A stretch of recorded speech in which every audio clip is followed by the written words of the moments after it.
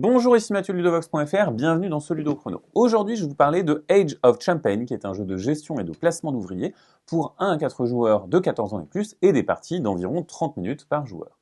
Dans ce jeu, vous incarnez chacun et chacune des chefs de cave et vous allez devoir faire prospérer votre exploitation viticole. Vous allez donc récolter du raisin, le placer en cuverie, le presser donc, et ensuite l'assembler pour faire du champagne. Vous allez ensuite devoir le vendre en France ou à l'étranger et le marketer pour remporter des points de victoire. Le joueur ou la joueuse qui, au terme de la 10e manche, a remporté le plus de points de victoire, remporte la partie. Voilà pour le principe global de Age of Champagne. Maintenant, qu'est-ce qu'on va trouver dans ce jeu? Eh bien, nous avons le plateau central avec les vignobles qu'on va pouvoir récupérer, les contrats qu'on va pouvoir satisfaire, et nous avons les divers emplacements d'actions que nous allons pouvoir effectuer. Chaque joueur dispose de son plateau personnel avec nos vignobles qui vont se trouver en haut de notre plateau personnel. Nous avons ici notre pressoir et notre capacité de pressage, nos cuveries qui vont pouvoir accueillir les vins clairs, notre cave et notre œnothèque. Notre cave, elle va accueillir les vins, les champagnes qu'on va pouvoir exporter, mais on va également pouvoir valoriser les vins en les faisant passer de notre cave à notre œnothèque, puis à notre stratégie marketing ici. Voilà pour ce qu'on va pouvoir trouver. Maintenant, comment est-ce qu'on joue une manche de Age of Champagne? Eh bien, on va tout simplement procéder en récupérant un événement. Alors cet événement, il peut avoir des conséquences positives ou négatives pour la manche en cours. Ici, il s'agit d'une hausse des ventes, mais attention, seulement sur la France. Et donc, vous allez gagner des points de victoire supplémentaires lorsque vous allez satisfaire des contrats français. Ensuite, les joueurs vont placer dans l'ordre du tour un de leurs collaborateurs. Et on va faire ça jusqu'à ce que tous les joueurs aient placé tous leurs collaborateurs. Ici, c'est moi le premier joueur, et donc je vais placer un collaborateur. Je vais le placer sur un emplacement libre, sur une de ces zones, et donc ensuite c'est au joueur suivant. Ici, c'est le joueur bleu. Le joueur bleu va se placer à cet endroit-là, et ensuite c'est au joueur violet. Le joueur violet va venir se placer à cet endroit-là. On va procéder ainsi jusqu'à ce que tous les joueurs aient placé leurs 3 collaborateurs chacun. Tous les joueurs ayant placé leurs collaborateurs, on va résoudre les actions en partant de l'action 1 et en allant jusqu'à l'action 8. Ici, c'est l'action 1, c'est à moi de la réaliser en premier puisque je suis premier joueur. On va récupérer des vignobles. Je vais donc récupérer un vignoble ici et le placer dans la couleur qui correspond. Vous voyez qu'on a diverses couleurs ici et les vignobles vont produire un certain type de raisin.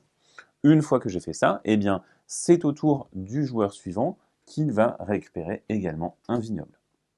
Ensuite, on va passer à l'action 2 puisqu'il n'y a plus de collaborateur qui n'a pas fait d'action ici.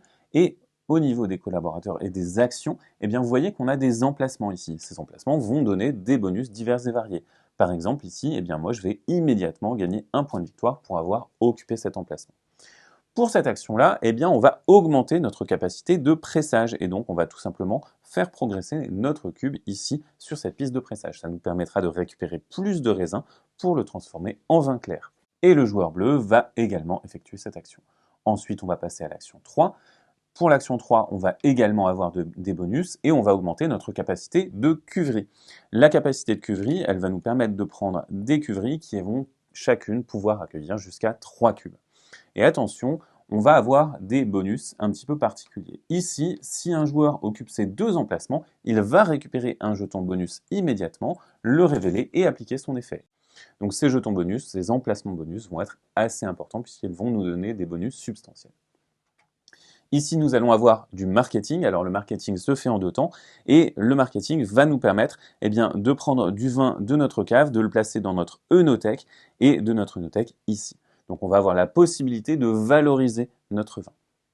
Ici, nous allons pouvoir effectuer des contrats. Suivant l'emplacement où on se trouve, on peut récupérer un contrat maximum, mais partout, ou alors 2 contrats maximum, mais seulement sur la rangée du bas. Et lorsque vous voulez réaliser un contrat, il y a un certain nombre de vins à payer de votre cave pour gagner des points de victoire, mais attention, votre éco-score, votre bilan écologique pourrait en pâtir. Et donc ici, vous avez une piste de bilan écologique, vous pouvez monter dessus avec certains bonus et certaines actions, mais attention, si vous exportez trop loin, avec certains modes de transport qui ne sont pas écologiques, votre bilan écologique en pâtira et vous perdrez des points de victoire.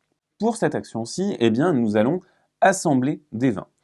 On va donc pouvoir, grâce à ces diagrammes, voir comment faire du tradition brut, du blanc de noir ou du blanc de blanc. Il va vous falloir une certaine quantité et une certaine couleur de raisin dans votre cuverie et vous allez par exemple pour faire un tradition brut devoir dépenser un bleu et 2 cubes de n'importe quelle couleur pour avoir un vin qui sera un tradition brut et donc un cube bleu qui rejoindra votre cave.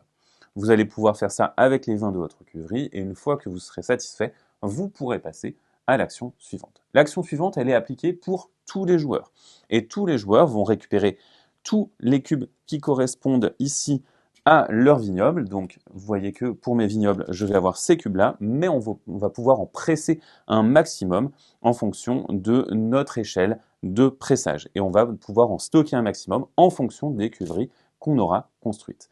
Donc, vous voyez qu'on va devoir récupérer des vignobles, mais aussi augmenter sa capacité de pressage, mais aussi augmenter sa capacité de cuverie.